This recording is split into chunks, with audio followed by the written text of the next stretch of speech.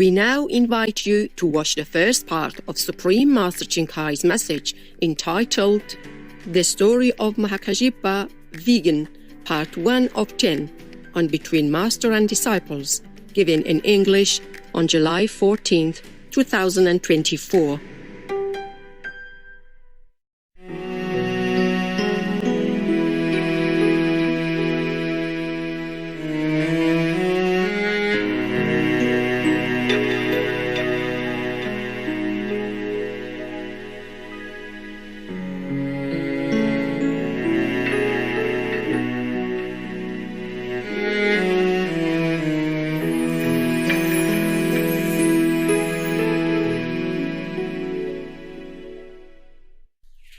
Hi there, all the beautiful souls that descended into this world to give benefits to all others, as many as you are capable, according to God's grace and God's will.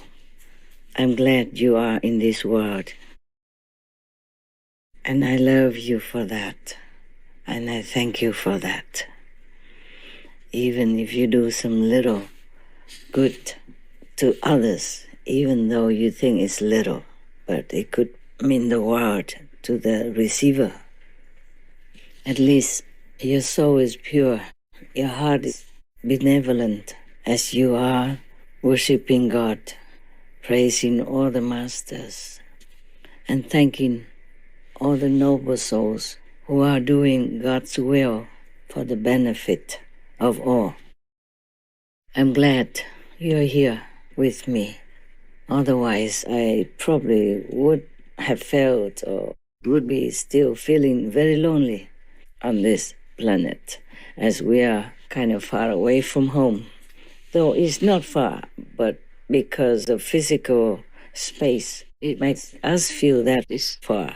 But as long as we meditate inside, we can always contact home or make a brief visit to some nearby neighborhood of our heavenly home. I want to ask you, please also help me to thank Mahākāśyapa, because I don't think I thanked him enough. And I want to tell you his story so that some of you who don't know who he is would feel honored to know him. You see, Mahākāśyapa was one of the foremost disciples of the Buddha when the world Honor One was still alive, and he was named the ascetic number 1. Buddha had 10 foremost disciples, and some of them had the title, like Mahākāśyapa is ascetic number 1. Maudalagayana is like magical power number 1. And the great Anand is good memory number 1. Yes. There are more. Sariputra is the wisest, for example. And according to a Buddhist legend, Mahākāśyapa, the real Mahākāśyapa, the monk, one of the foremost disciples of the Buddha, is still alive today on earth and meditating in a place, maybe a cave in a mountain, which is named Chicken Foot. Yes, so the one who had given me the Buddha Sarira, your sister wanted me to change the photo that they put on in the first place. They were not the ones that Mahākāśyapa gave me, so she wanted me to change it to the real photograph. I really want to see it now, but I'm kind of far. I couldn't get there quickly enough yet. Besides, I'm still in retreat. I don't want to go too far. I shouldn't. Once you are in retreat, you should be always in one place, as concentrated as possible in one place. Maybe you could be in the garden, but without seeing anybody and without letting anybody see you. so that you can harness all your power for some special purpose. Many people do retreat just to invigorate their energy and to harness all the power so that they can accomplish some task. Yesterday, I had a talk with my dog people. Sometimes it's telepathically only. Sometimes, if possible, by phone. And the dog people even know what I have revealed to you. I did not want to. I did not want to reveal it, what God made me. And after I revealed it to you, I asked God 3 more times whether or not it is the right thing to do, to reveal to you my real identity. Or if not, please let me delete these parts, because I don't know how people would react. And I also don't know how to react to their reaction. Yes, I just do not feel very comfortable talking directly, honestly, and openly like that about what I am. In this physical world, I'm just like you, but I'm connected with my highest self, and that is a different thing. Otherwise, I couldn't have enough power supply to do my work, which is a lot, and very, very heavy work.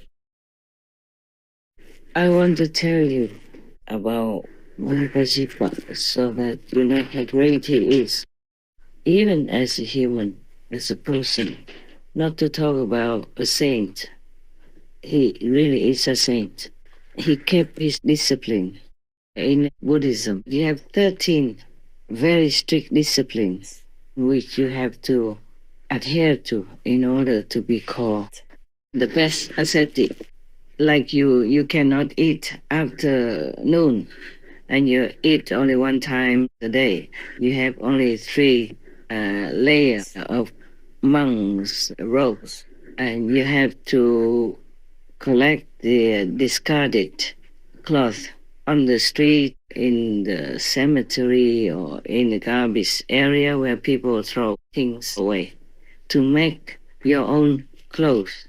You can't wear new clothes. You can't buy new clothes. You can't accept clothes newly made for you.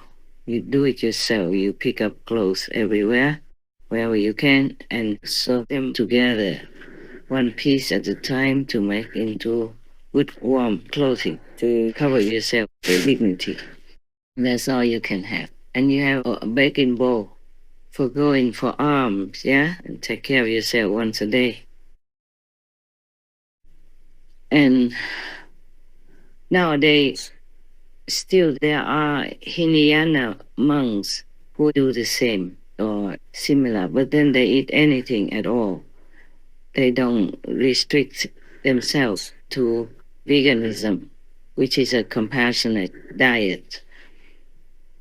Because in the beginning, some people just came and were not used to the vegan diet, so the Buddha allowed them 3 kinds of permissible animal people meat, like those animal people from whose flesh you're eating, you don't hear their cry when they die. Or an animal person that you know it's not because of you that she is being killed. Or the animal people who die naturally, or by accident, or old age, somewhere in the forest or on the street. Then you can eat them. But later on, the Buddha said, you should not eat that anymore. And he emphasized that whoever eats animal people meat is not his disciple. And whoever eats meat, he is not that person's teacher as well. At that time, Arya, or sage Mahamati, or great wisdom Bodhisattva Mahasattva, said to the Buddha, Bhagavan, or world-honored one, I see that in all worlds the wandering in births and deaths, the enlaced animosities, and the falling into evil paths are all caused by meat-eating and cyclical killing. Those behaviors increase greed and anger, and make living beings unable to escape from suffering. That is truly very painful. Mahamati, having heard my words, if any of my disciples does not honestly consider that and still eats meat, we should know that he is of the Candela, or killer's lineage. He is not my disciple, and I am not his teacher. Therefore, Mahamati, if anyone wishes to be my relative, he should not eat any meat. The Lankavatara Sutra, Tripitaka, number 671. And the Buddha was strictly vegan. Yeah, you can see some of the excerpts that I have expounded to you some years ago about that Buddha was a vegan, because he named silk, down, milk, eggs, leather boots, or anything to do with animal people you should not use, because it causes suffering anyway. Bodhisattvas and pure monks walking on country paths will not even tread on living grasses, much less uproot them. How then can it be compassionate to gorge on other beings' blood and flesh? Monks who will not wear silks from the East, whether coarse or fine, who will not wear shoes or boots of leather, nor furs, nor birds down from our own country, and who will not consume milk, curds, or ghee, have truly freed themselves from the world. When they have paid their debts from previous lives, they will roam no longer through the three realms. Why? To wear parts of a being's body is to involve one's karma with that being, just as people have become bound to this earth by eating vegetables and grains. I can affirm that a person who neither eats the flesh of other beings, nor wears any part of the bodies of other beings, nor even thinks of eating or wearing these things, is a person who will gain liberation. What I have said is what Buddhas teach. Mara, the evil one, teaches otherwise. The Surangama Sutra. Even if that animal person is not killed because of you, if you eat it, then people will have to kill another animal person to sell to other people who want to buy, because you have eaten that portion of animal people. So there's one person missing, one chicken person missing. So if somebody wants to buy, they have to kill another chicken person to sell to you, or to them. The Buddha taught compassion in all of the scriptures that he preached during his lifetime, which was many decades. So if a monk is supposed to follow the Buddha, he should adhere to compassion. That is normal. You do what your teachers do. Besides, it is should not do things. You should not kill others to sustain your life. Just like you wouldn't want to be killed to sustain other beings' life. You wouldn't be willing to be killed so that a tiger can be filled. No. So similarly, a chicken, a cow, a pig, a goat person would not want to be killed to sustain your life, to fill your stomach.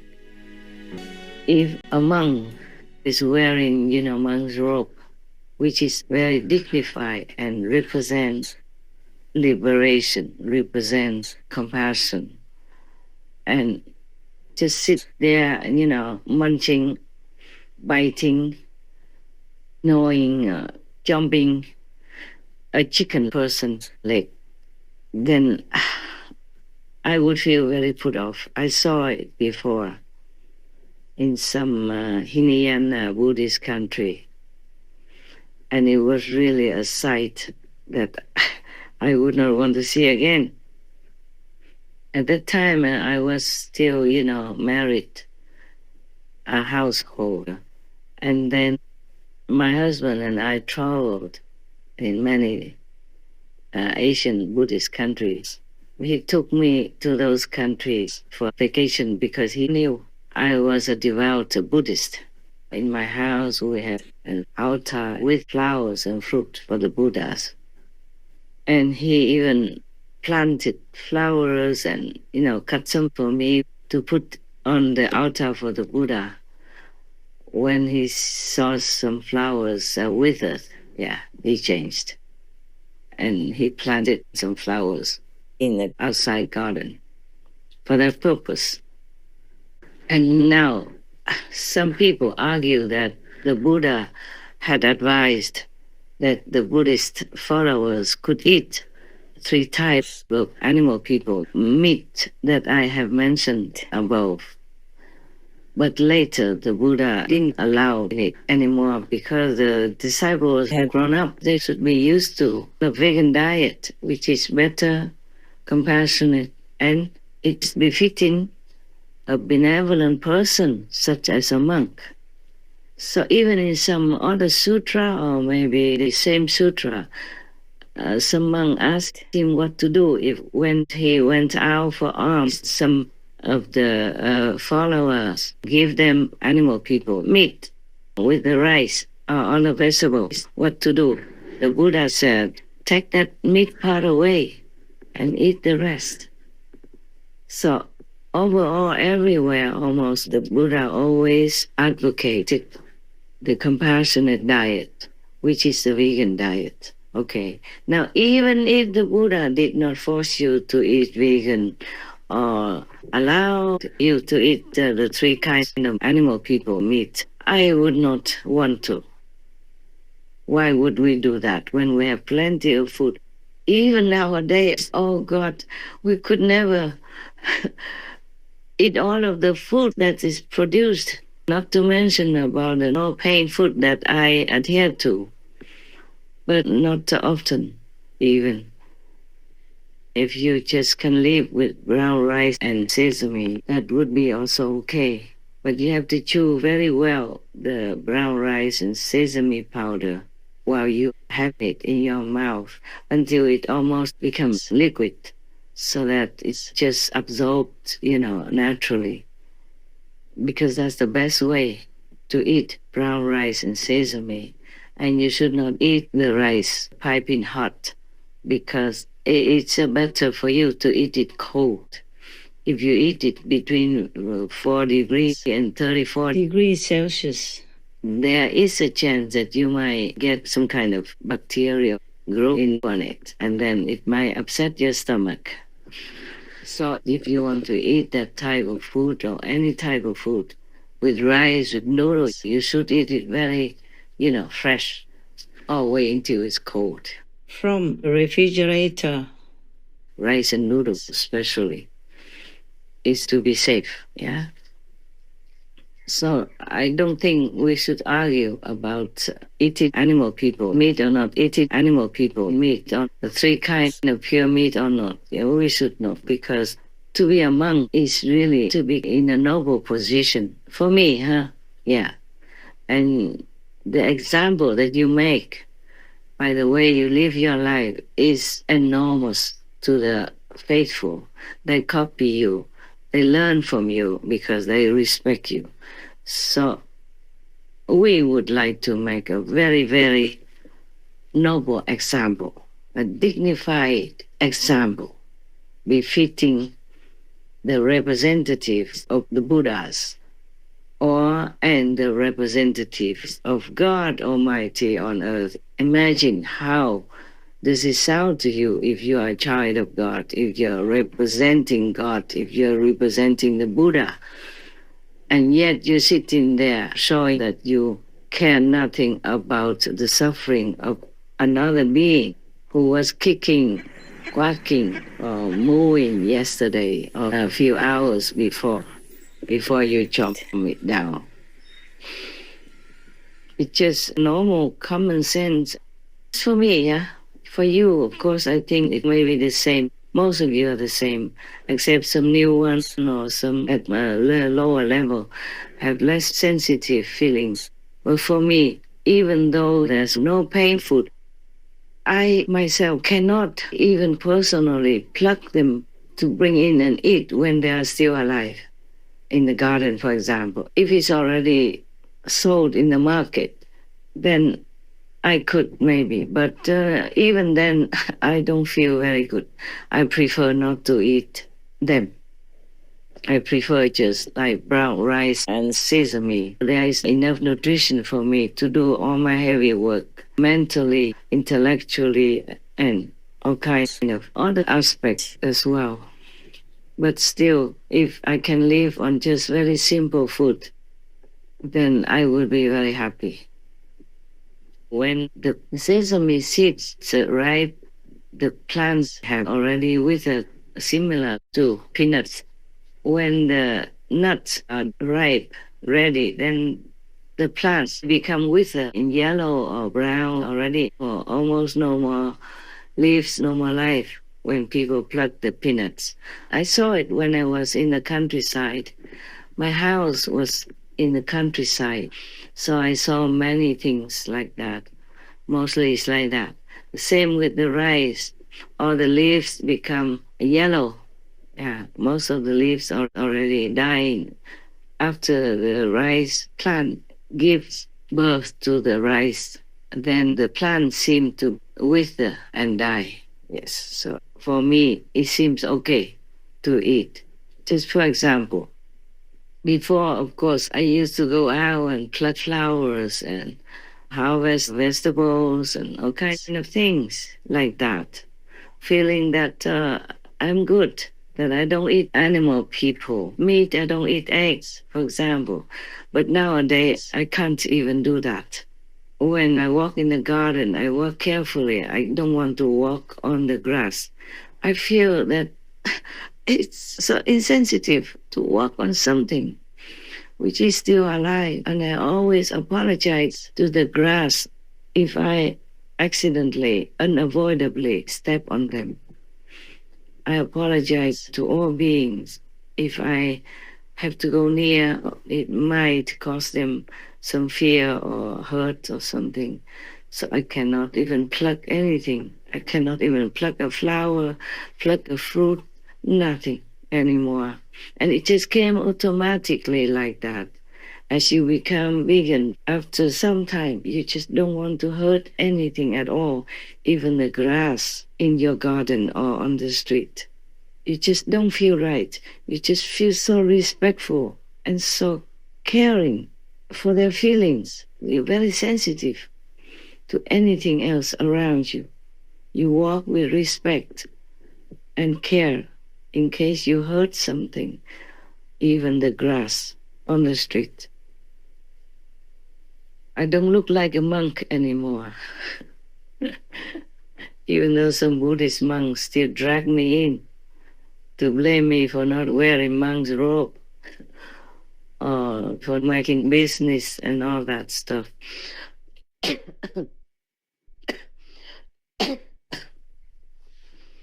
I walked out of my family life in order to offer myself to the Buddha, to God, to learn how to be a better human. And I walked out of monkhood in order to offer myself to all the suffering beings. Thus, I don't feel like I could hurt anything. It's not like anybody was watching or I have any vow or anything. It's just automatic, just like you don't want to cause any disturbance, any disarray in their life. You could almost feel like they all are breathing, feeling, and talking to you. Sometimes they do, and sometimes they show it without talking. I walked into a garden once because I wanted to go into the shed. So I arranged, clean the shed, to go in to meditate at night. I thought it's more close to nature than the room with concrete. And I just walked out before the sunset and took a photograph of some white flowers in the corner of the garden. And when the photo developed, I saw a beautiful pinkish purple color, which in that corner there is nothing that could cause that. And that was the first time. Then I asked, and the fairies say that they wanted to show their love and respect. Oh, I was so touched.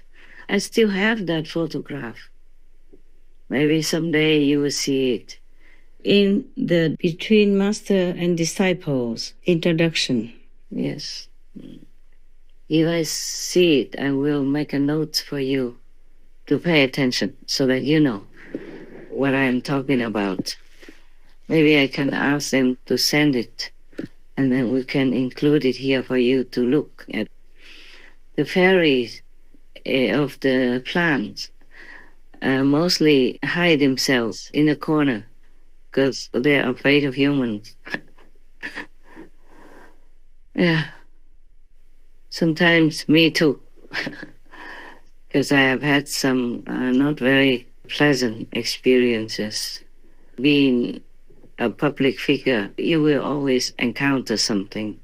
It doesn't mean I'm blaming humans for anything. It just happens because people sometimes cannot see through you. They only judge you by the outer appearance. Maybe if you're not their people, your skin doesn't look the same. You wear not very chic and expensive clothes. You are famous, or people love you, etc. It's okay. I guess it's just a small number. I do hope it's a small number. I don't go out that often, actually, anywhere. Even before the retreat, I just went to work and then went back to my cave or in whatever room I had at that time. Oh God, we talked too long. I wanted to tell you about Mahākāśyapa. Okay, Mahākāśyapa, he's supposed to be still in that chicken foot mountain, and many people went there for pilgrimage and buying souvenir stuff from there. They believe the souvenir have blessings from the great Mahākāśyapa. But he himself, the real monk, is staying in that mountain. Nobody can see him, of course. He's hidden inside a cave within the mountain. But he himself has just a manifestation body. And that body is in China as a human, just doing what we're doing as a human. So you see, we all have a duty.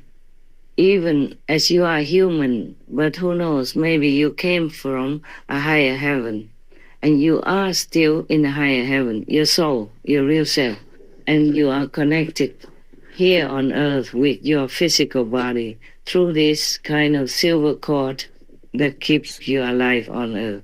As soon as that cord is cut or severed in some way, then you can't stay alive anymore. And if you happen to, for example, go without breathing for some reason, like in an accident or something, then the cord is still there to keep you alive. But if your soul happened to be dragged into hell, then if you stay in hell too long, you can't come back to the body anymore, because at that time, the silver cord that connects your soul to the body would be dissolved. Your body that goes to hell is an astral body. You will feel as much pain as in the physical body, even more so, because if you have a physical body, you are shielded from all kinds of hellish feelings. Even if you are still on earth, walking around or laying in bed, half dead, and your astral body is already in hell and has all kinds of punishments, you would not feel much in the body. That is the thing. But when your body is gone, you will feel it, of course. When you're in hell with the astral body, you feel everything so intensified, so magnified, because you have no physical body to shield you. Many people who are already in hell, their souls are attached to that astral body. We have many bodies, and astral is one of our bodies. We have also the causal body and a Brahman body from the third level and an astral body, yes. Anything that's done to the astral body, the human body doesn't feel much, but sometimes if it's too strong, it could cause some sickness or some weird feeling. headache or some nightmare, stuff like that. And it feels as painful as if you are in hell. But mostly if you're still alive because it's your destiny karma like that, then even if you're already punished in hell, you do not feel pain in the physical body. So Mahākāśyapa has a manifested physical body on earth, just like a human. Just like I told you before, the king of karma lives near Australia. I don't want to tell you. I don't want you to go there, run around looking for him. As a human, in a human body, but he is a king of karma, and he's still doing his job, both in the human world as well as in the invisible world, like astral world, for example. We talk sometimes, yeah.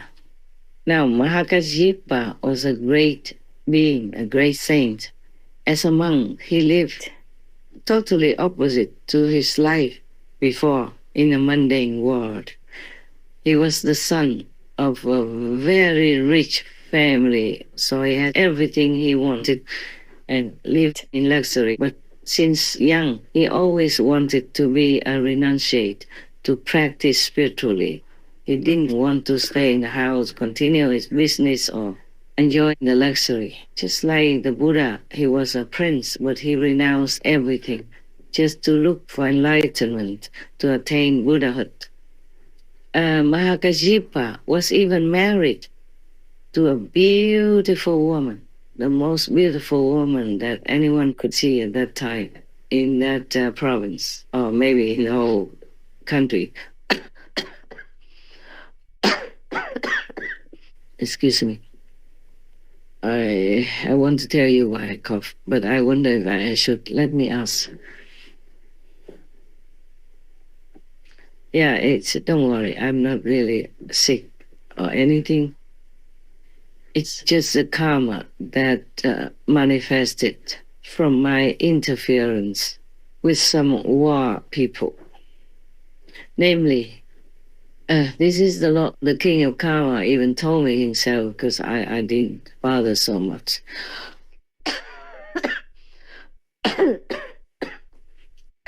Sometimes the information just came to me voluntarily, naturally, without me searching for it. Or maybe sometimes I think about the question in my mind, and then some king of a different department would tell me, would, give me a message. There are many kings of different fields, different missions. They all came to me one day, because I was called King of Kings of Kings of Kings, yes. And that also means King of all the past kings, and King of the present kings, and King of all the future kings. That's why. And there are many of them. King of Peace, King of War, King of the Wind, King of the Stars, King of the North Star, King of the South Star, King of Benevolence, all kinds of kings. Even king of the zealous demons, or king of zealous ghosts. They all came to me one day. When was it? Must be last year then. Last year sometime in April, yes. Some occasion they all came just to pay respect. I don't bother them that much because they are busy, they're doing their job. And only when really necessary for some information, I would call upon them and we talk. So we don't talk a lot, like the way I talk to you. I wasn't aware of such a serious name before. I thought it was too long and they should cut it short. If they want to call me King of Kings, okay. And the other ones, they just say, okays. Okays means of kings. K-okays. Something like that. When I was writing something and they spell it out to me, I said, don't make it too long. I'm lazy to write. So that's why I was telling them like that. And I say, why do you all have to keep calling me this? It takes too long. Because sometimes they have to spell it to me, and they don't call me just you and I. They call me King of Kings of Kings of Kings, and it's just too long for me. So one day they all came and say, "This is why we call you King of Kings of Kings of Kings, because you are our king. And in the future, when other kings come, you will also be their king. And in the past, you were also king of all the kings." So now you know also all these questions in your mind, why I have this and that title. I didn't ask for it. The first time, I also didn't know it was me who talked to me. So I asked, who is it? And I told you already, I said, this is the ultimate master. I said, oh, very honored to know you. So the voice said, it's you yourself. There was an accompanying being next to the King of Kings who could tell me this and that and others. Introduced my title to me, which I never thought of. Too busy, and what for? Even if I'm King of Kings, what good does it do me anyway, yeah? I renounce everything already. It's just that I have to still keep remembering some, because that helps me to draw out much more power so that I can use it to help this world as much as I can. That's the reason why I still need the title, some of them, okay?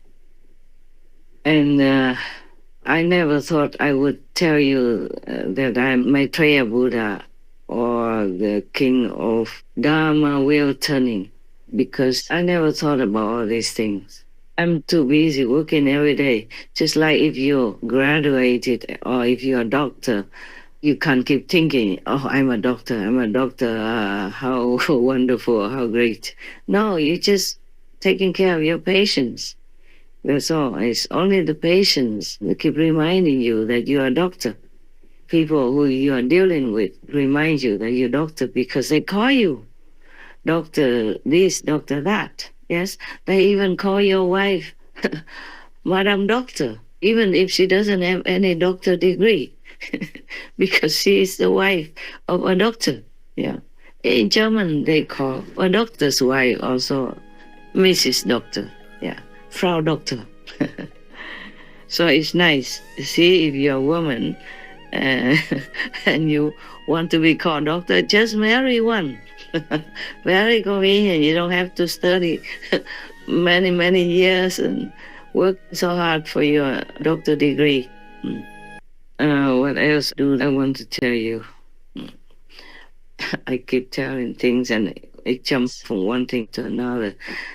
Mahākāśyapa never wanted to marry, but his parents wanted him to marry, of course, because he's a son, and he will inherit all their business, their properties, and he will have children for them and all that.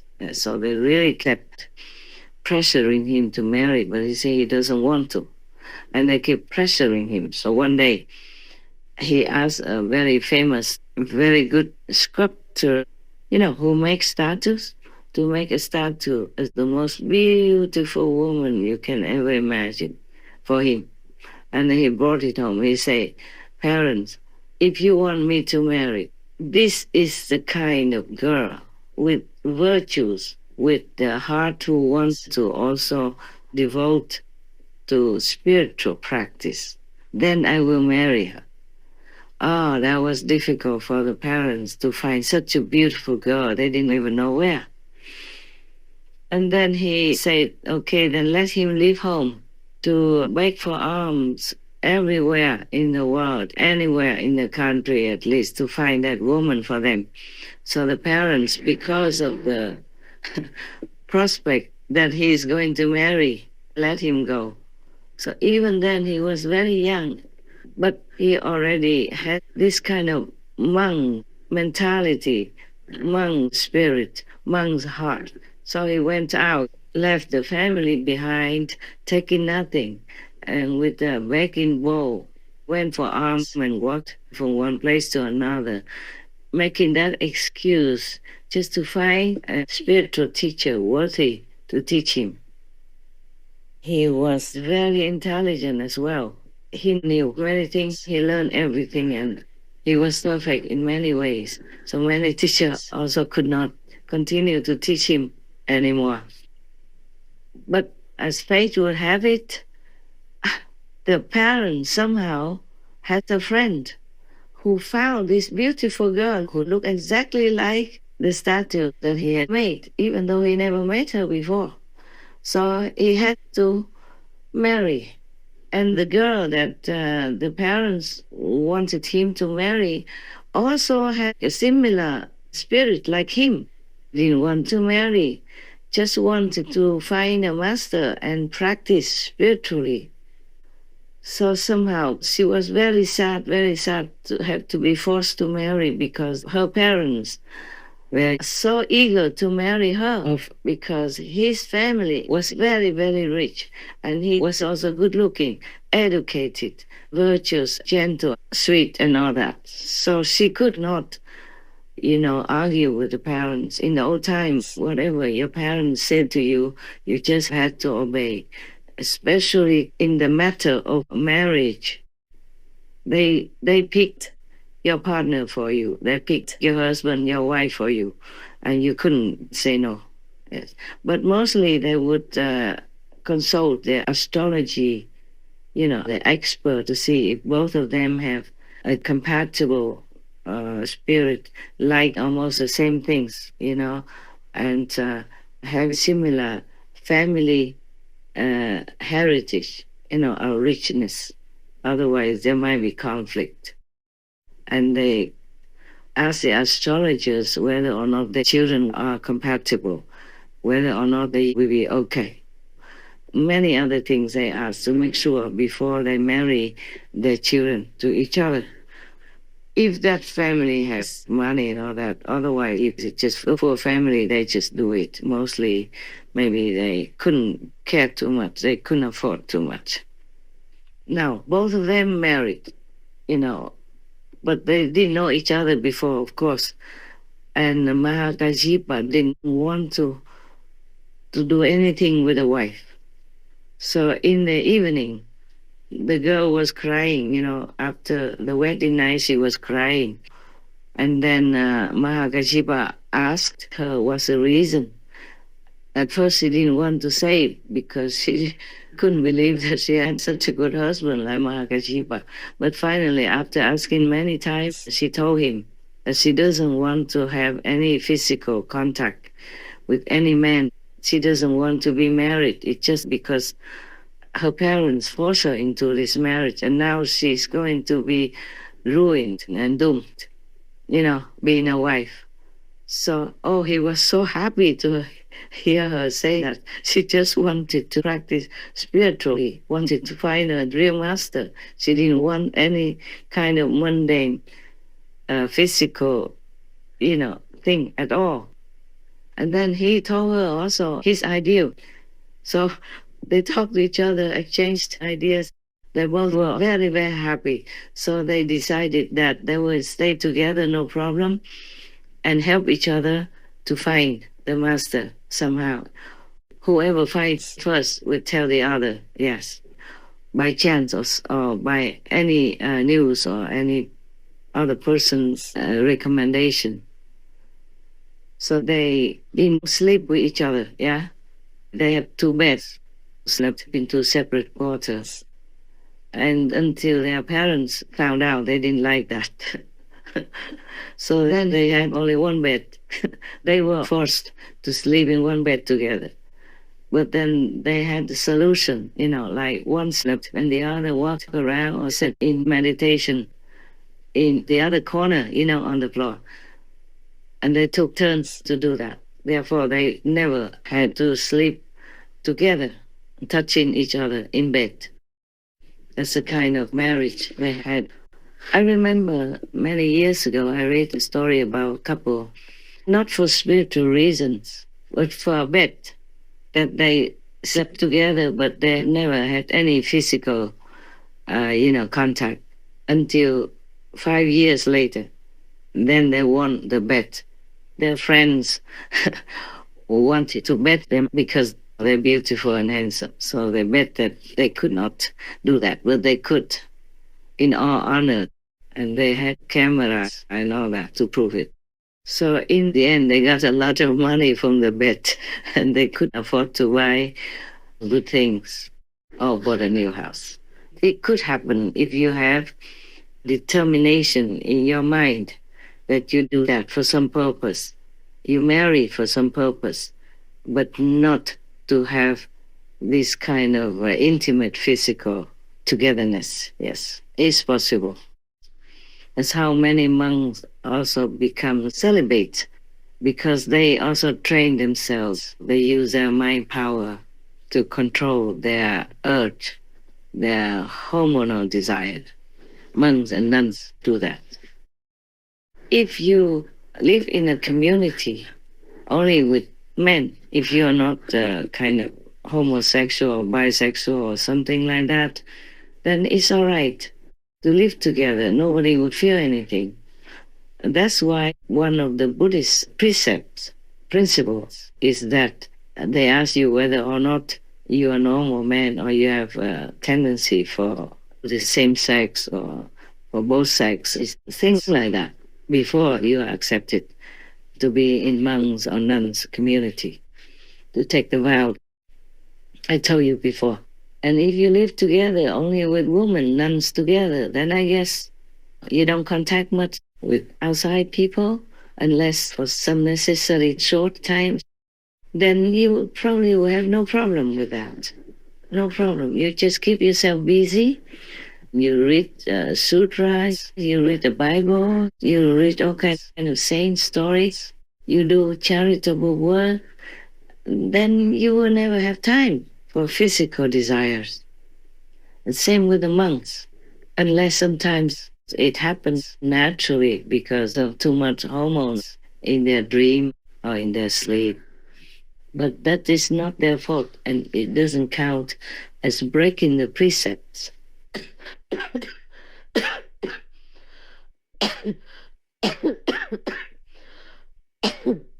Don't worry about my cough. It will be okay.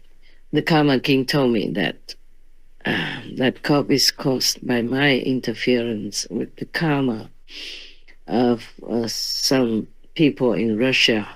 Some of the Russian fighter soldiers who were released came back home and they molested or killed other Russians who had nothing to do with them. It's just their tendency is like that. Or there have been criminals in jail before, and the government of Russia converted them into battlefield soldiers. And when they came home, they just do the same thing they did before. And I interfere with some of their karma, and that's why I suffer extra as well. To prevent their criminal deeds and to help their victims. Oh, we did many things for the Russians and Ukraine, but still, it's not possible to stop yet. Probably needs some more time. Both sides, lose heavily, but they still cannot give up. It is terrible, this war. Sometimes I feel myself I could not bear the suffering of humans, of animal people, of trees, plants, insects, and everything, even fish, people, and small things. Snail people, they are in the garden or on the street, and people walk around and step on them. Oh God, imagine all these shells piercing into their sensitive, soft body. Oh, terrible. They have the shell because they need to protect themselves.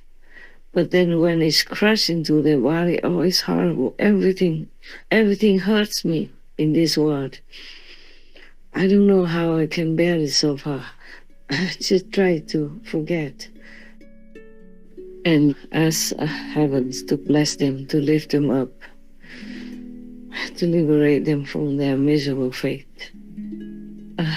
So everything you do for others, mind you, you will bear the karma, okay? It's not possible that you help someone and you become karma free. It's not like that. Somehow you have to bear some. So everything you do for others, mind you, you will bear the karma, okay? It's not possible that you help someone and you become karma free. It's not like that. Somehow you have to bear some. There's one story in India.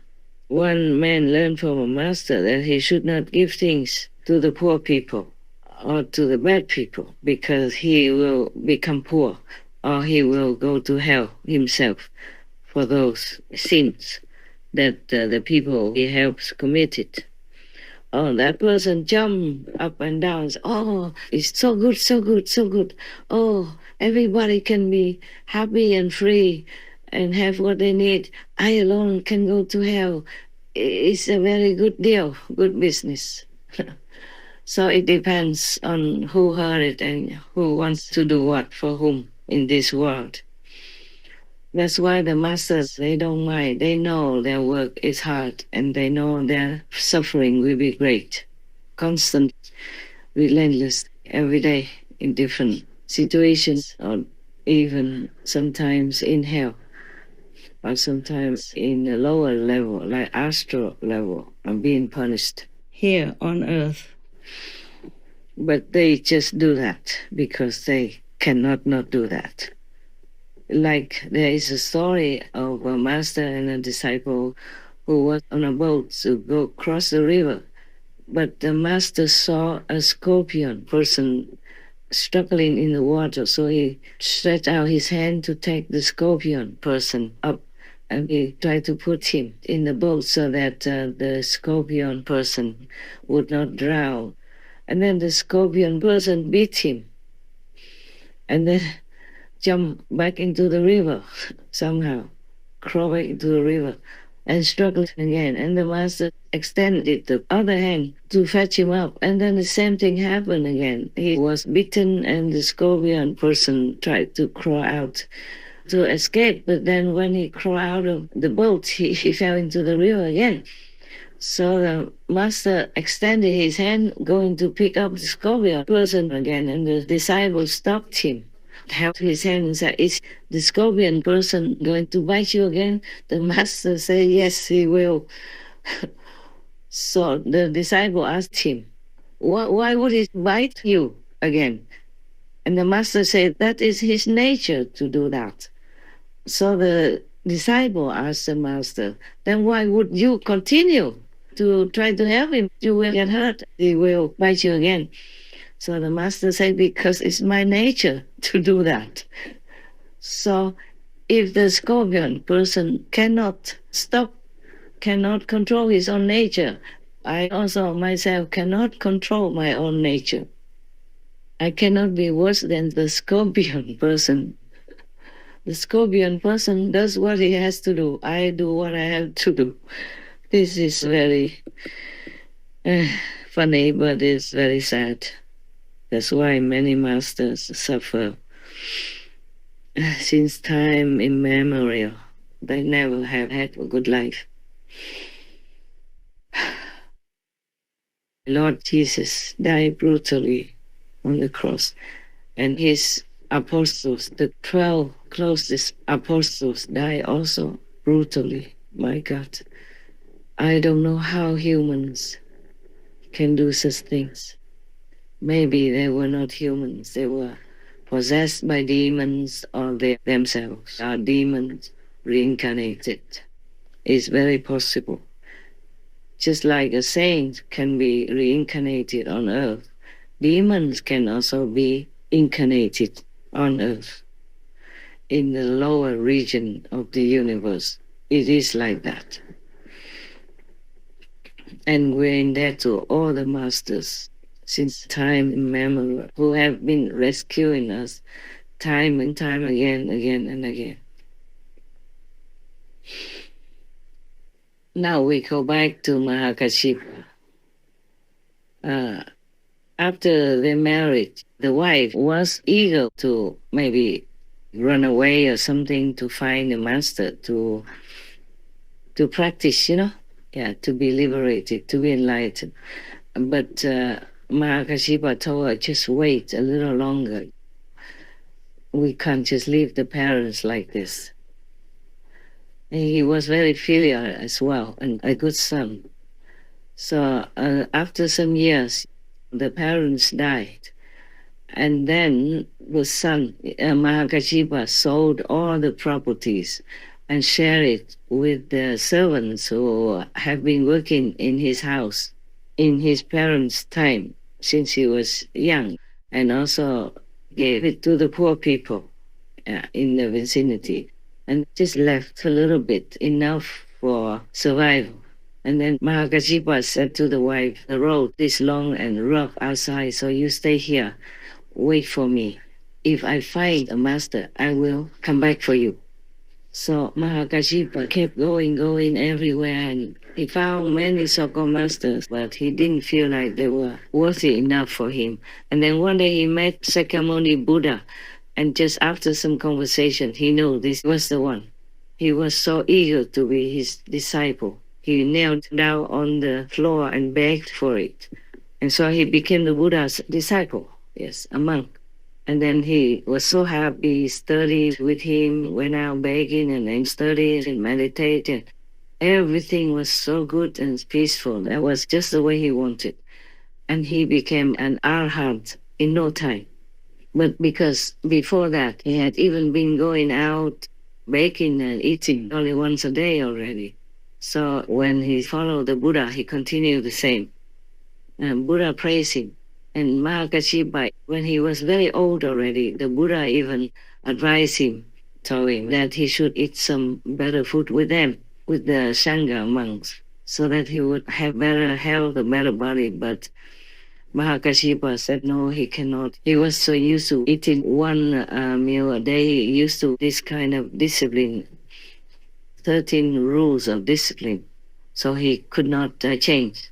So the Buddha said, okay, it's good. You can stay that way as long as you're all right. And Mahākāśyapa was all right, and he is still all right.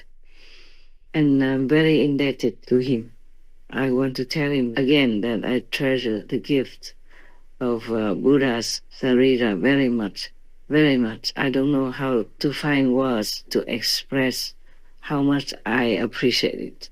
And Mahākāśyapa also sent me a bowl, like an alms bowl, a begging bowl, and some small pieces of yellow cloth.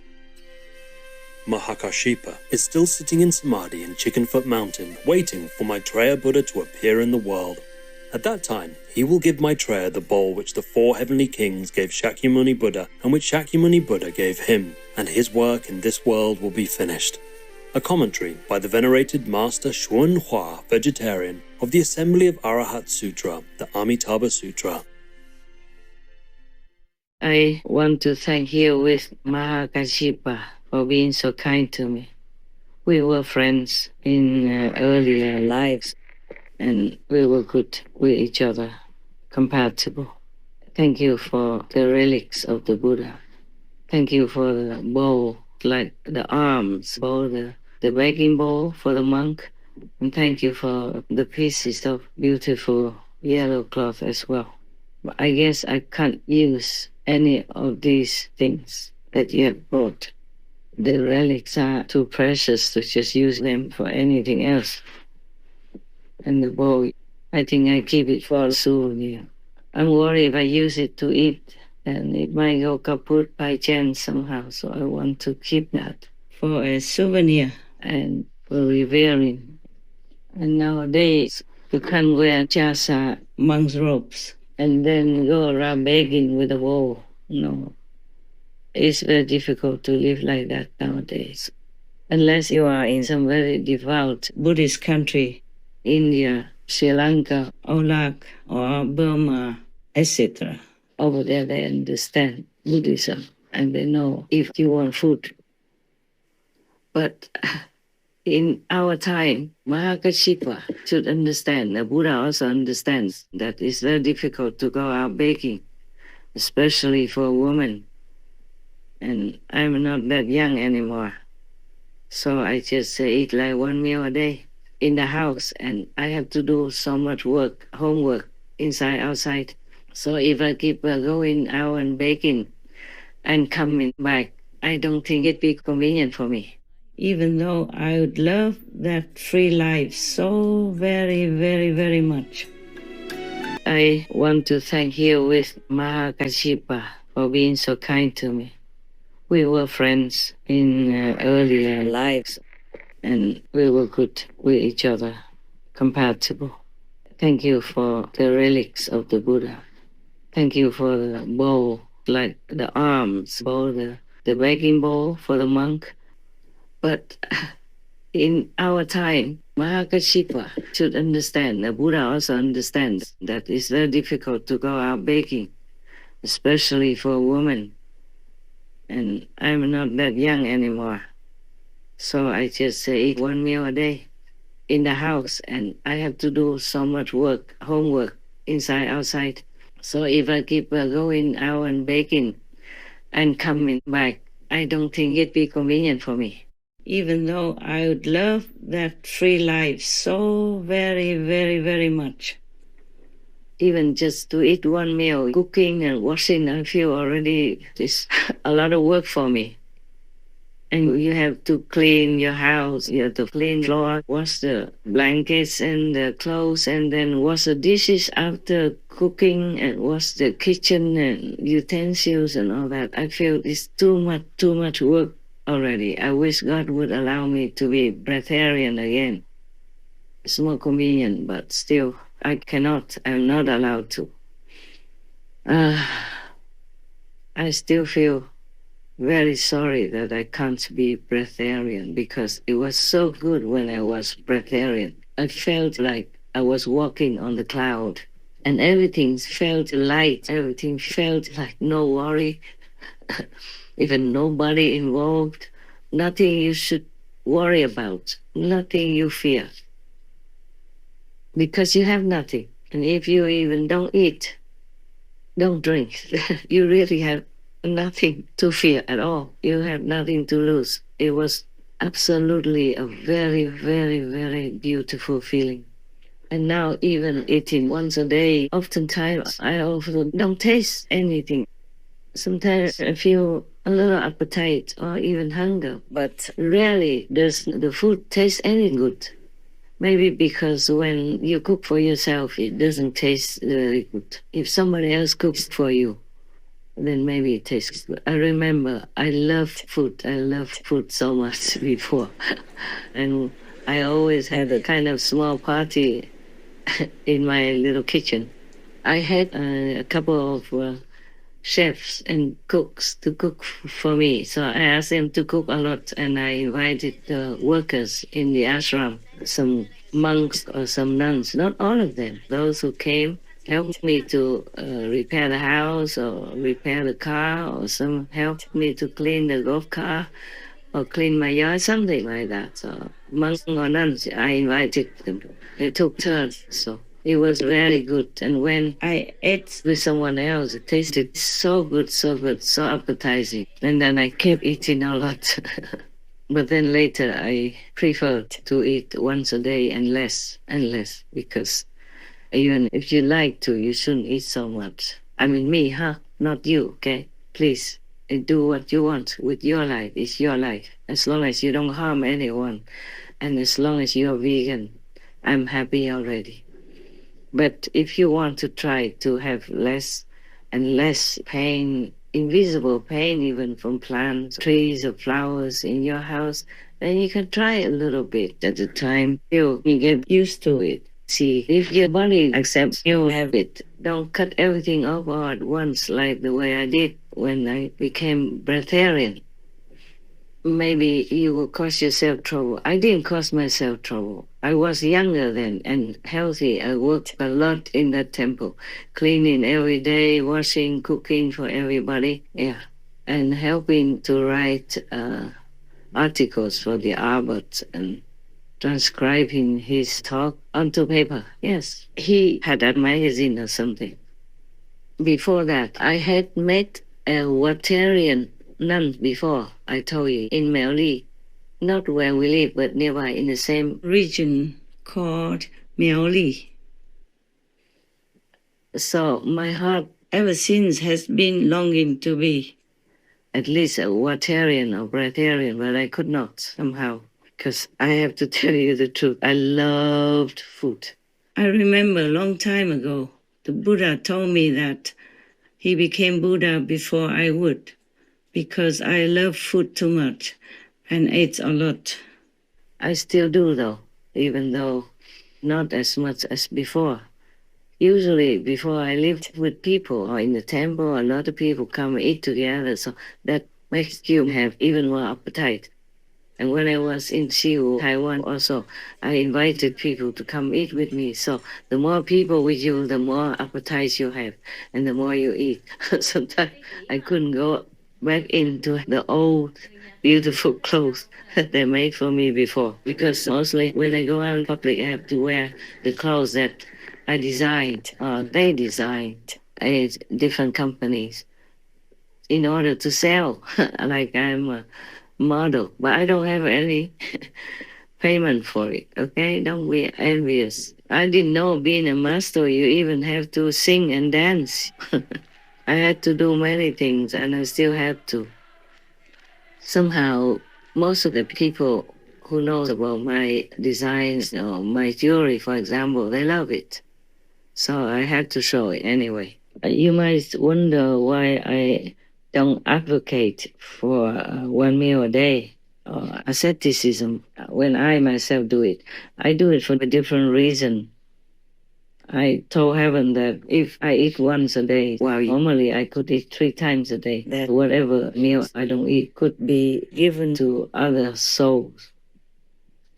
And even if you don't meet those hungry people or maybe hungry ghosts, if you have spare in your mind, then the food will go to them in the different delivery. They don't necessarily see that I share my meal with them, but because of the vow, they will get it. But I'm just trying to bring home to you, don't punish your body. 1 meal a day won't make you liberated and won't make you enlightened, because it has to be transmitted by an enlightened master, just like a candle. Pass on the light to the next candle, and both will be brightened like that. But without that lighted candle, the other candle will not be bright. There has to be another fire instrument somewhere, like a candle, fire, a lighter, or even burning gas on the stove. Now, Mahākāśyapa, he was already an ascetic, so spiritual, he learned some with other masters before the Buddha. So how come he still had to find the Buddha in order to realize his holy position as an arhat in a short time? Why did he have to do that? Huh? Why? Because he knows you have to have a guide, you have to have an expert, you have to have this master who transmits the way to you with the master energy attached to it, in the beginning at least, to help you to go back into the inside realm where you belong. And then slowly you walk home from the inside realm. If you don't have a master, a living master, a living teacher, then no matter what you do, you can say 99% is not fruitful. Even if you can achieve some meditative power like a seer or some yogic power or something, it's not complete liberation, it's not Buddhahood. You will be reborn again on earth, and then God knows if you can still continue to control your life in virtue, morals, and beauty or not.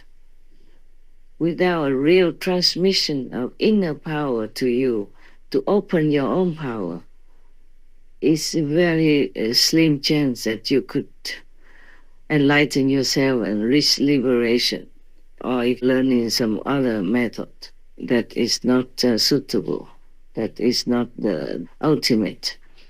And after Mahākāśyapa sent for his wife, she came study with the Buddha, and in a short while she became an arhat also. It means saint already. During the Buddha's time, sometimes the Buddha just talked to somebody, they came and talked to him, and the Buddha explained to him, expounded to him the truth, and then that person became enlightened and attained some level after meeting and talking to the Buddha.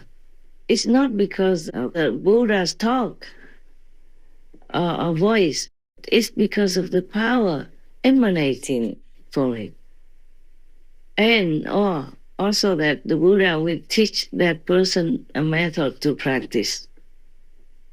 Maybe light and sound method, the way you are practicing. So it is not like you can just repeat or learn from somebody else, second or third hand from the Buddha. That means produced from the Buddha's teaching, and then you can be enlightened. You see, it has to be a living teacher. And many other monks also, like Ananda and other persons, they have to be under the Buddha's merciful guidance with tremendous power from within the Buddha himself.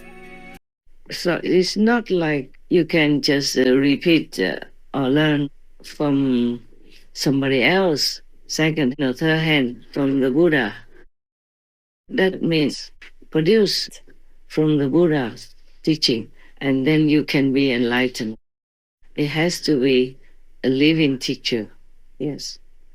And many other monks also, like Ananda and other persons, they have to be under the Buddha's merciful guidance with tremendous power from within the Buddha himself. You see, in many scriptures of the religions, they all mention that you must find a living master, a living Buddha. But many people just brush by it and they don't really pay attention to it. And they also don't know where to find the master and what kind of master that will be. How could they even test to know if the master is good or not? It's not like you go into the store, and then you can try some clothes on and know that it fits you. Yes, it's harder. If the master has teachings printed into a book or something, then maybe you can read it first, and then you will know that the master is good for you. Or if you have enough fortune and a little purity and sensitivity, then you might see the master in the inner realm of heaven, of the liberated realm, and see the master doing this and that, and rescuing other people. With your spiritual eyes, in your inner vision, then you know this master is truly a master. Or in his presence, at the initiation, you can see the inner light within from heaven, or you can hear the melodious voice of God, the inner heavenly sound or vibration, we call it. Then, of course, you're happy, and you will cleanse all your karma the day that you are fully initiated. Your karma begins to leave you, because positive and negative cannot mix into one. So you see, after, being the Buddha's disciple and being taught by him already to meditate, or maybe this Kuan Yin method, Mahākāśyapa still continued to eat once a day and live the way he did before with the 13 virtues, 13 disciplines of asceticism. But you see, it's not because he was an ascetic or ate once a day that made him become an arhat. No. Even if you eat 3 meals a day, you can still become an arhat if you meet the Buddha, the great Buddha like Shakyamuni Buddha. Yes, And if you don't eat fish people on Friday, or you eat animal people, meat instead, or you don't pray a lot, or you never knew what spiritual practice was before. But if you meet a great master like Lord Jesus, then of course you will be enlightened and you will reach your own sainthood after. Depends on how little karma you have already and how is your purity, how your sincerity, which will lead you forward and upward. Many monks of Sakyamuni Buddha at that time ate once a day and maybe drank some fruit or vegetable juice in the afternoon. Yes, the Buddha allowed that. But it doesn't mean because they ate once a day or they went out begging, that's why they became Buddha. No, no. It was because they had a great master, the Buddha, the living master, who imparted to them good spiritual practice of meditation. It's not that you force yourself into asceticism, then you become Buddha. It's not like that. Whether you do or not do asceticism, you still can become a saint if you have a master who imparts to you the right way. Because he doesn't just impart to you the right way or even a mantra, but he imparts to you also his energy to support you, to uplift you, just like a blood transfusion, until you become well on your own, which in this Dharma ending time is rather more difficult than in the Buddha's time. But we can make it, and we have made it up to now. We still can continue to make it. And we will not leave the suffering people or beings as long as we're still alive. We try, even though it's hard, it's heavy karma. And there's all kinds of restrictions and limitations. For example, how I live my life now, it's like imprisonment. I can't even walk out, go even just a few hundred meters for a walk or anything like that, you know.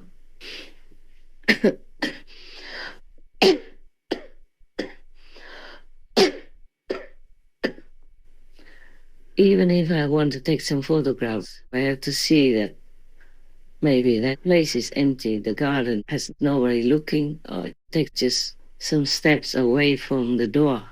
You know, when it's quiet time and the whole area is empty. Yes. And then when I come back, I have to pay for it, you know, spiritually. I have to make it up more, meditate much longer. But then it's quite busy sometimes. The Supreme Master television additional work is, oh my God, sometimes it feels like forever. From yesterday morning until now, I haven't closed my eyes because of too much work on Supreme Master television for me alone. And I'm not very good with computers or high-tech or anything, you know.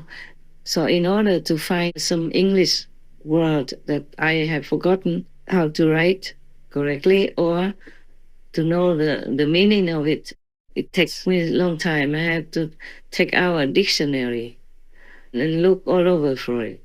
And sometimes that dictionary doesn't have it. I have only one with me. I can't just carry everything when I'm on the run. Sometimes if I'm on the run for safety reasons, I have only one pair of clothes on my body and the handbag. Nothing else. Everything else, I maybe have to ask somebody to send later or go without or buy it on the road. Yes.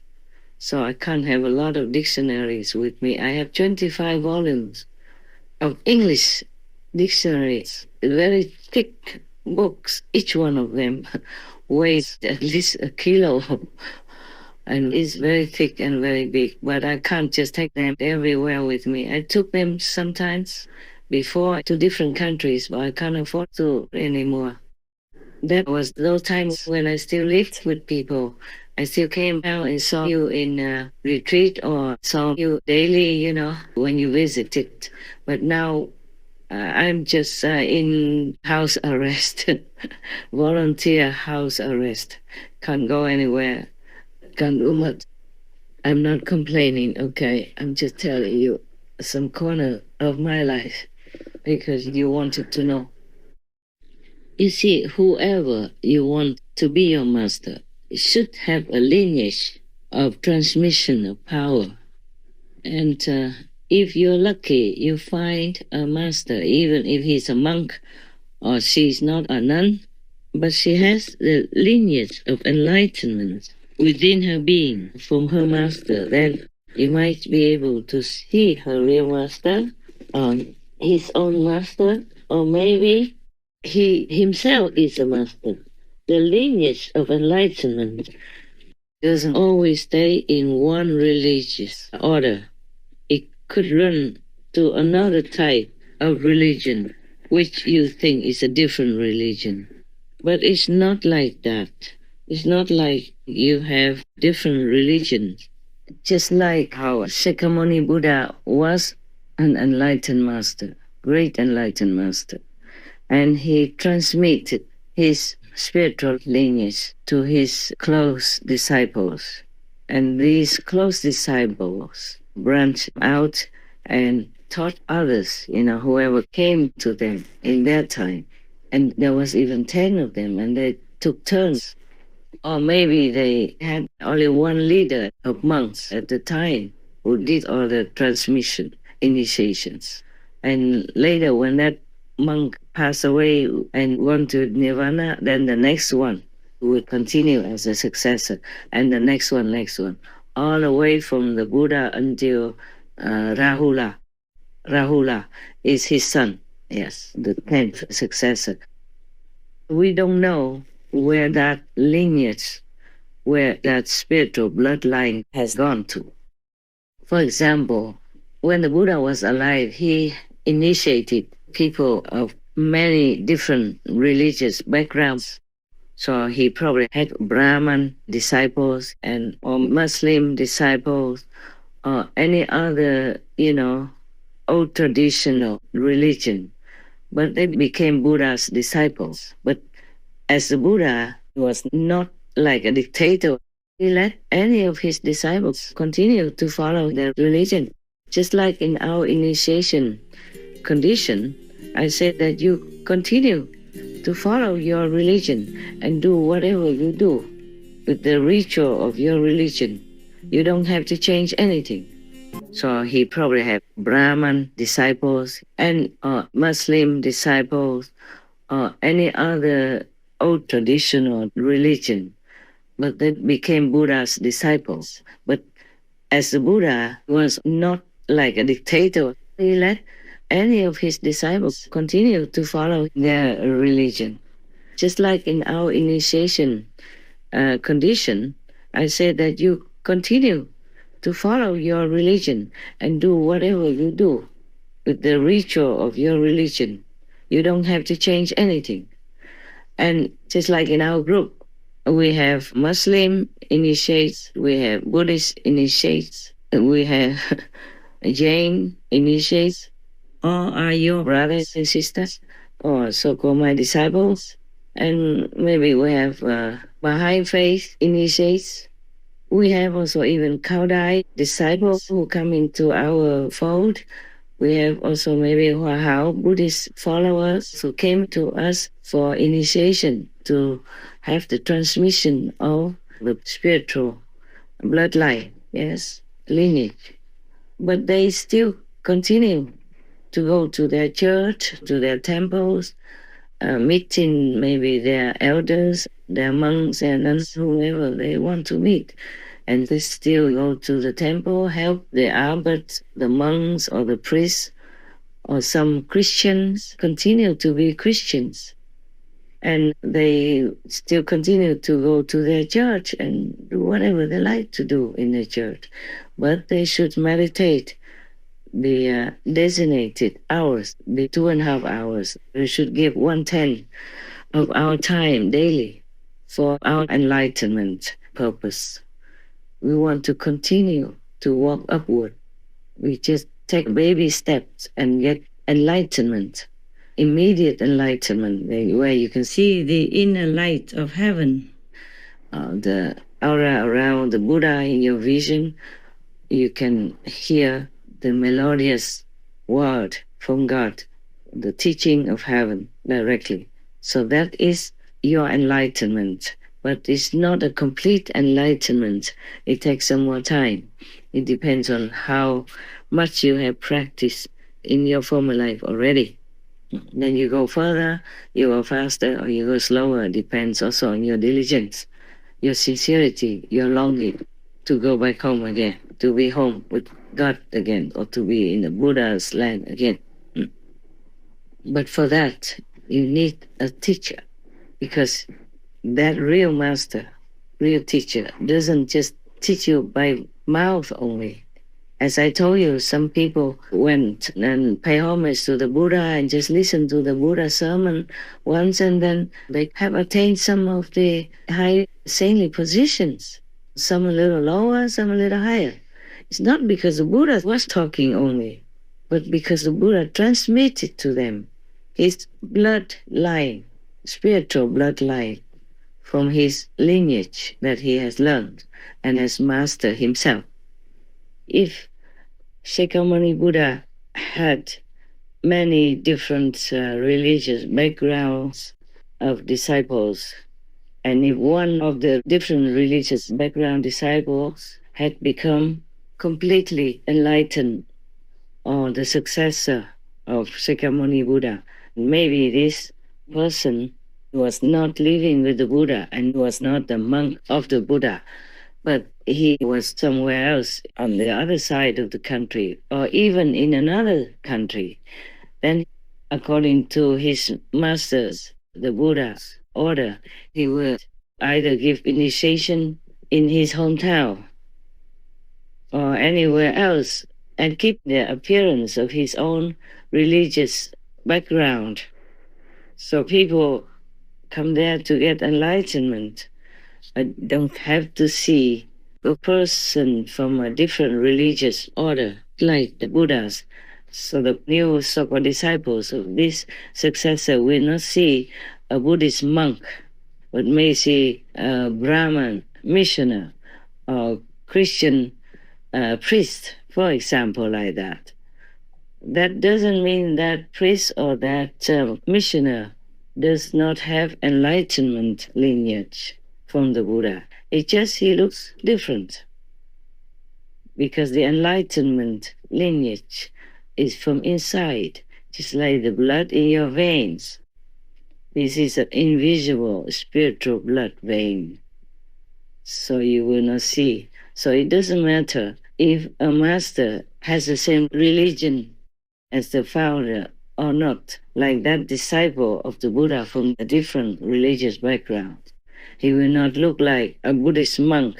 He doesn't look like one of the Buddha's monks.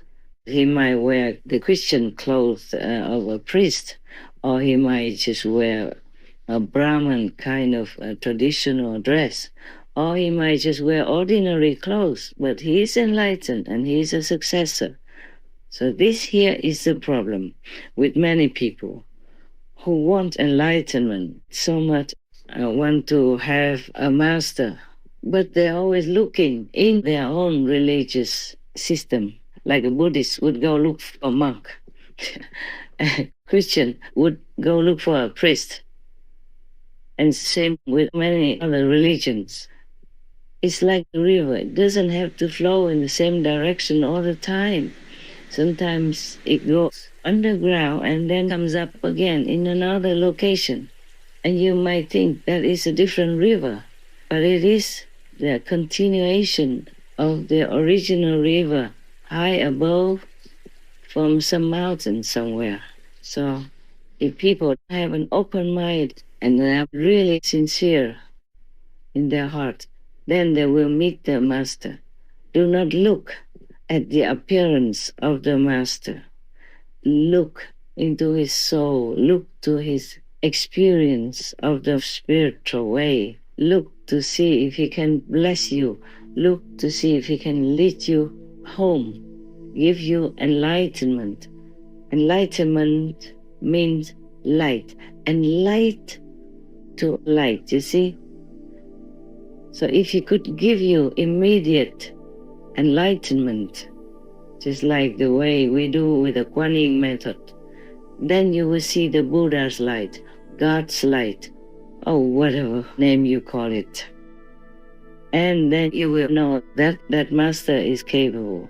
Or he can help you to hear the inner heavenly melody, the inner sound, the sound of no sound. That is how you know that master is truly, completely enlightened, or at least an official successor of the enlightened master.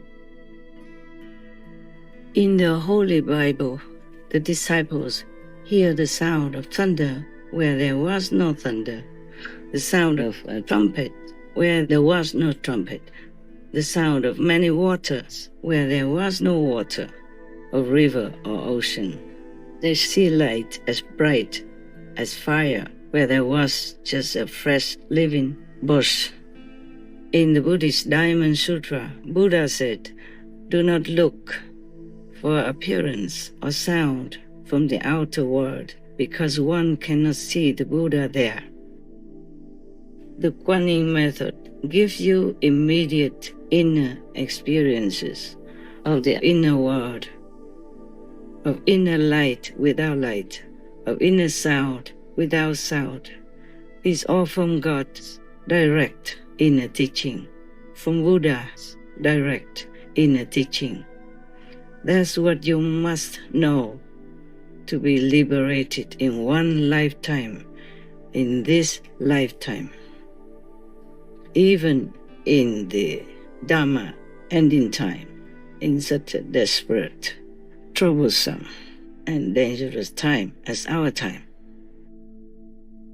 When Milarepa went to seek enlightenment with Mapa, he couldn't wait much longer because Mapa, the master, kept testing him, making him do all kinds of work, labor, work, hard work, building one shed after another, one house after another.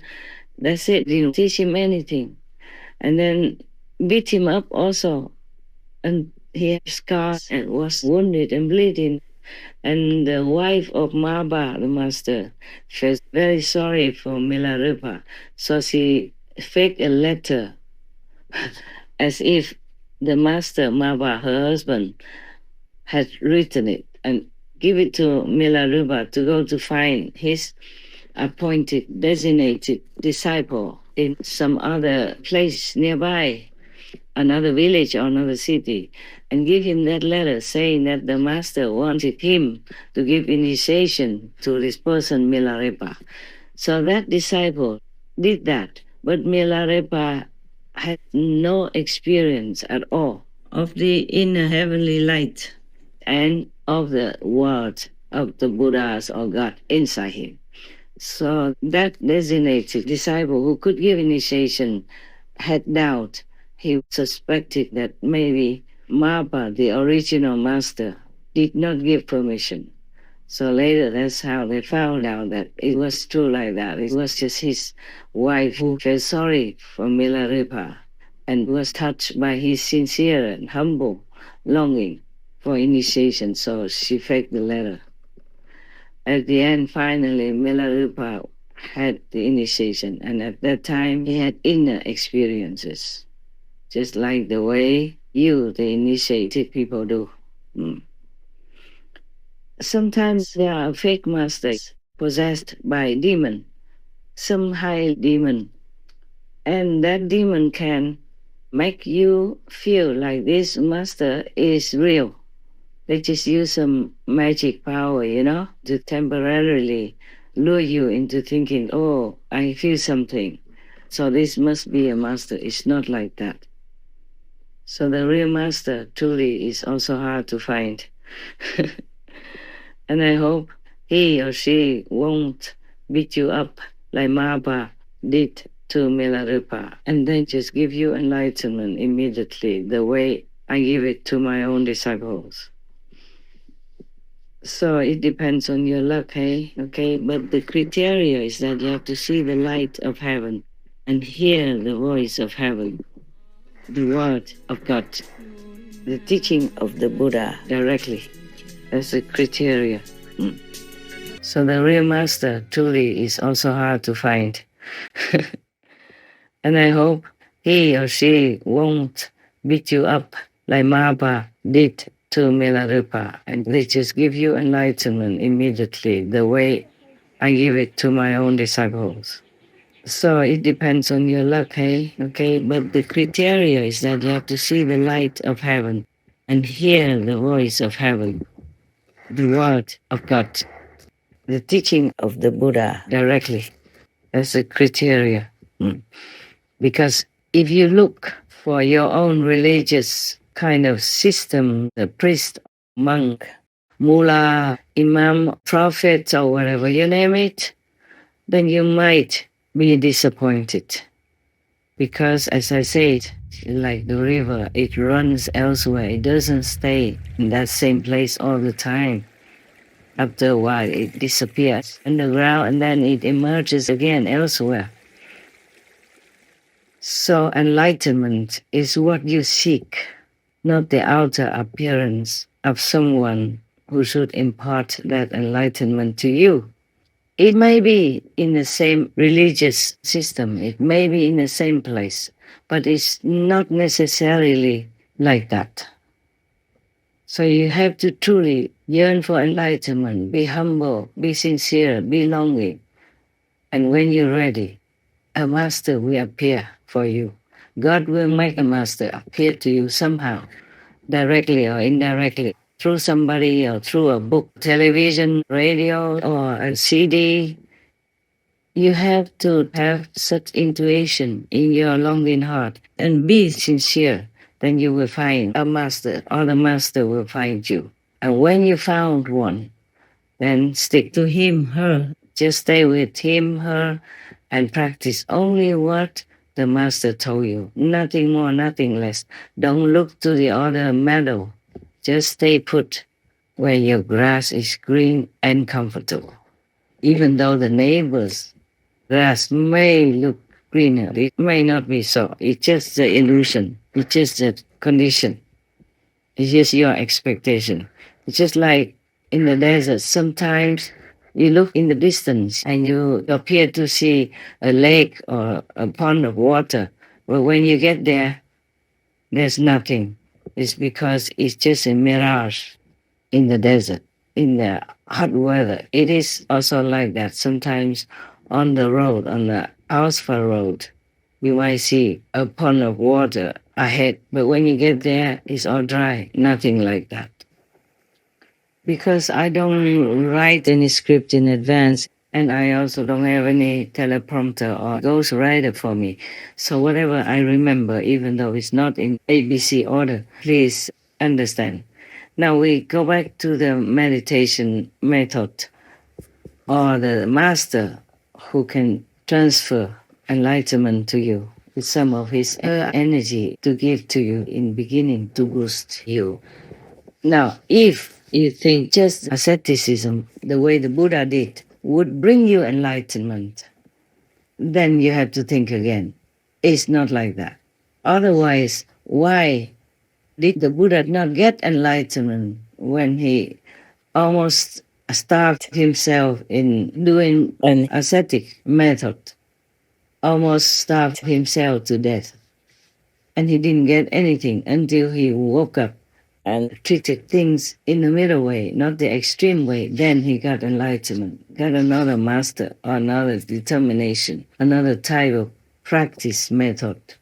Not starving yourself, not punishing yourself. Your body does nothing wrong. The body is the temple of God. We have to respect it, take good care of it so that it can help us to find enlightenment in this lifetime on this earth. It's just like a horse person who carries your cart. You might think he's just an animal person, but without him, your cart cannot go, cannot carry you to somewhere else or carry some of your friends, relatives on the cart that he carries. The horse carries the horse cart. So similarly, the body is very important. Don't ruin it. Don't run after its lowly desire or ego, but take good care of it. Understand what it is and use it. Respect it. The body is a temple of the Buddha. And in Christianity, they say it's a temple of God, the church of God. So take good care of that. Even the Buddha took up a wrong practice doing asceticism until he almost died. He was almost dead because of the wrong practice. Didn't give the body enough nutrition even. Many people do that and they die also pitifully. Recently also, one person tried to not eat anything and then just died. Breatharianism, you have to know how, you have to have expert guidance, otherwise don't try, okay, huh? Yeah. I was just a young and impulsive person, so when the hour teased me like I ate too much, one meal is equivalent to 3 meals, but it's not that true. Anyway, it doesn't matter, even if it's true, so what? But then after he said that, I stopped eating. And then he panicked. After a while, he panicked and asking. Well, I was okay, I continued to do all the temple's work and helped him to transcribe what he spoke into the recorder. Nothing happened to me. And I never felt weak. I never felt ill. I never felt desire for any food, even though I had to cook for them and it was arrayed in front of my eyes all the time, but I never felt hungry. I never felt desire for food. I just felt like I didn't exist in this world and that I walked on cloud nine. Everything was so light, so light, so light, so impossible not to be happy. But then I started to eat again, and the first meal tasted like straw, dry hay or something. It didn't taste like food. And I could have continued forever even, because nothing happened to me. I stayed breatharian for that long. Nothing happened. But finally I gave up, just bored. Had not enough things to interest me to continue with the breatharian method. Now you can also drink water. You be waterian or fruitarian. It doesn't always have to be breatharian. And you could also go without food, but you have to prepare, yeah? You might get very weak. When I was breatharian, or even when I went back to one meal a day or before that, I never felt any trouble. I lived, but I felt like it was without my body. I walked, but it felt like it was without my feet. I talked, but it seemed like I didn't have a mouth to do that. It was just a very funny situation, hard to describe. I didn't eat anything those days, and I felt okay. Then afterward, the master reappeared, and I thought, oh, that must be it. It must be the master who needs the food to save money. So he doesn't want me to continue to eat. So he teased me like that so that I would feel bad and I would not want to be a nun anymore. And then he would replace me with a monk that he brought here. So the 5 extreme ascetic practitioners who were with the Buddha, they were also practicing actually extreme asceticism, like eating only a couple of sesame seeds and drinking only a little bit per day, every day like that. And originally they looked down on the Buddha because they thought he was so weak, he just left in the middle like that. He was not good. But the Buddha changed a different method and he succeeded in becoming the Buddha. And the other 5 were still attached to this asceticism, believing that that's the way to enlightenment, that's the way for liberation. That is not correct. Not correct at all. Even if you eat nothing, you might not be able to get enlightenment. You must have a master. And then practice for a while until you're able to do it yourself. And the master doesn't have to watch you. And the 5 persons who stayed as ascetics didn't get any enlightenment, just more and more frustration and more weight loss, losing the will to continue, and they just were miserable. So, what I mean is that being an ascetic doesn't bring you to Buddhahood, doesn't bring you enlightenment. Only after the Buddha talked to the 5, explained to them, expounded to them the religious book in their religion. Then after that, the Buddha probably give them initiation right there. Thus, they became hugely enlightened. That's why they're very thankful to the Buddha. All the good disciples are thankful to the Master because they truly bring them liberation. You see, it's just that after the Buddha taught these 5 ascetics and taught them the method, then they became also enlightened and followed the Buddha. Otherwise, just the Buddha talk alone is not enough. He has to give some of his bloodline energy to the 5 persons. Of course, the more initiate in the Buddha's presence, the more karma the master will have to endure. And some masters die because of that. Some die on the spot if some too bad disciples mingle in there or if too many people. But it depends. Some people are already very well established in spiritual sincerity.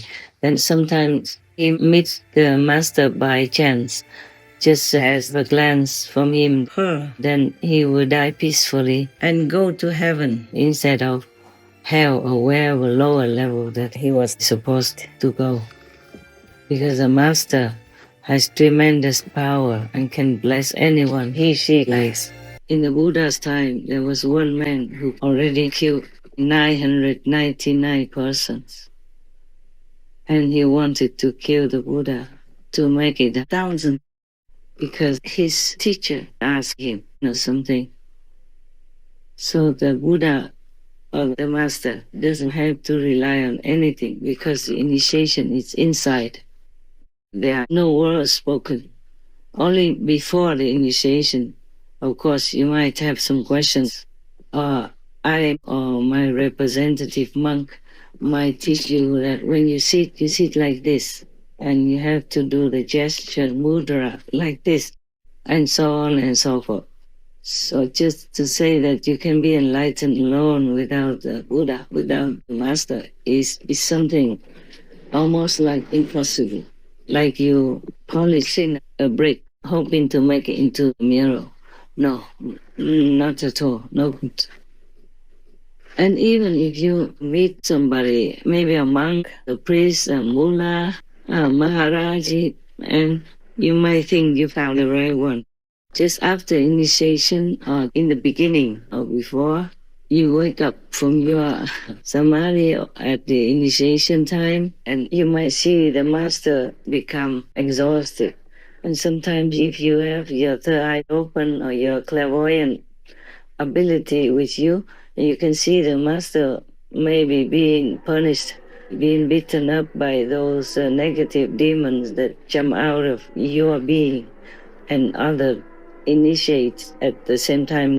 And maybe the master can get very sick, either immediately or, a little while after. And then she needs to recover his or her spiritual strength. So we really are indebted to all the masters in the past and present for sacrificing themselves to the utmost. Some disciples have very heavy karma, but the master never asks what he did before, how he will repay his or her kindness. No, nothing. It's all unconditional. It's all love, guidance, and truly caring in God's grace. You feel the love. If truly is a real master, the moment you meet them, you will feel something that lifts you up, even if they just give you a test. Like, okay, close your eyes and recite this Buddha's name or your religious founder's name. then you immediately will enter into samadhi. Or before, he did not even need to tell you any instruction yet. Yeah, because our master power is beyond imagination. The stronger the master, the more she can take more souls back to heaven and make the disciples more comfortable in the physical life. Until then, only the lucky ones in the world truly meet good master. I look around, I don't see a lot. Maybe. I truly don't see any fifth level master yet. Maybe I have to look longer and further. But up to date, I've been trying to look for one. I didn't see any. We have many masters, many teachers from different lineages and different schools, and very well established, where I don't see any at fifth level yet. They could give you initiation relying on their past already ascended to heaven's master, but they themselves have not reached their own goal, like being on the fifth level. We have from the astral level to the house of the master. It's called real sakhan, meaning real abode or heavens or real name or real Buddha's land. At least a fifth level, but I could hardly see any masters. It's not because they are not monks or they have not attained, they are not in the fifth level or maybe even higher, if possible. But mostly from this earth, a master would be lifted up only to the fifth level, and only exceptional ones can go beyond that. But the fifth level is incredibly beautiful and wonderful already. You would never want to leave. Even in the astral level, many people die temporarily and go to the astral level and they never want to come back here. When they come back here, they keep crying for a long, long time because they feel so miserable and they feel so much longing to go back to where they were temporarily left their body and went there with the soul. They call it near-death experience. So in order to be liberated and enlightened, you have to have a living master. That is definite. Even Bodhidharma has to go all the way to China, bearing all suffering and hardship, even being misunderstood and almost lost his life because they didn't care about India. They thought he's not Chinese. What is he here for? Or does he want our money, our girls, or whatever he wants? It was not complete trust in the beginning. Until the day he left, there was still some lingering doubt about who he was. But then he succeeded in teaching 5 disciples and found one successor before he left China. So that was his purpose.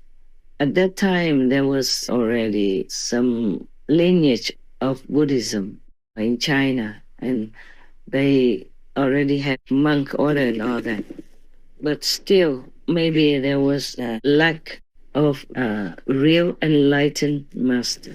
So Bodhidharma had to go there to spread it, to infuse some spiritual energy into some of the Chinese monks, disciples, and some outsider disciples or non-disciples, to make China uplifted a little bit further from where it was. A good real master could uplift many people in different countries at the same time, in one lifetime.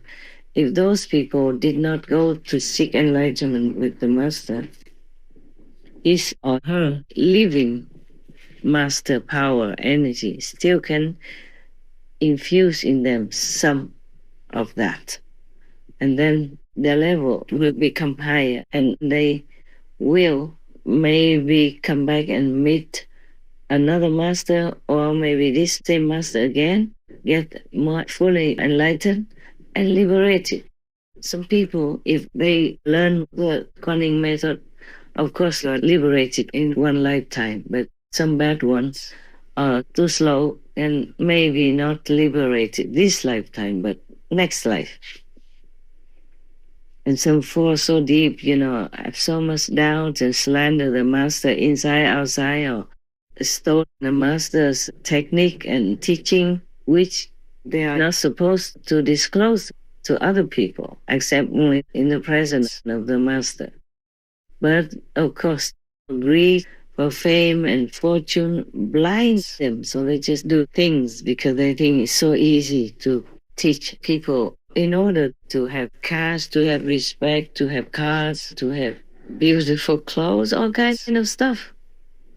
They're just being blinded by their own ambition, their own ulterior desire. So they just do things.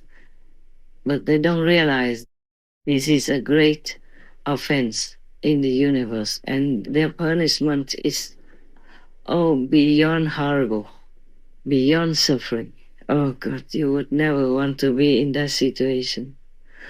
Please do not disclose what you learn to anybody except for that person who comes and would like to have initiation for himself, herself.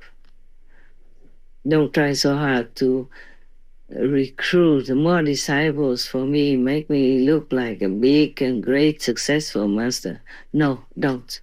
Because the more people come, maybe the more trouble I will have. If these people are not pure at heart and not sincerely longing for initiation to go home, their real home, then please don't. It just makes more karma for me to bear, that's all. And also funny that in Âu Lạc or Vietnam we say cứu vật vật trả ơn, cứu nhân nhân trả oán, meaning if you rescue the animal people, they will repay you with kindness and other help. But if you help humans, they will return badness to you. I just don't know why. A few of the Vietnamese refugees who I worked so hard for, rescue them out of refugee camps and help them in different ways, directly or indirectly. Several of them turned against me even, saying bad things about my teachings and even stole the way I teach and copied me in every way to be famous. And they don't know what awaits them in hell truly. You will not believe it. If you can believe this world exists, then you should believe that hell exists. And hell is a horrible, cruel, painful place to be. Some hell is just non-stop. We call it relentless hell. You stay forever in there and they never let you go. And no matter how much you've been beaten or cut or they chop your head off, it comes back again like brand new. Whatever is cut off from you, it will not give you any more benefit. Okay, if I have any other things to tell you, I think I talk more later. It's no rush. May God bestow upon you all the best. Not necessarily money or possessions, just the best. May you be well, may you be blessed, may you be loved. Know it and feel it. Please do meditate well. Thank God, praise God. Thank the Master, praise the Master. And you will be graced with abundance, physically, emotionally, and spiritually. Amen. So long.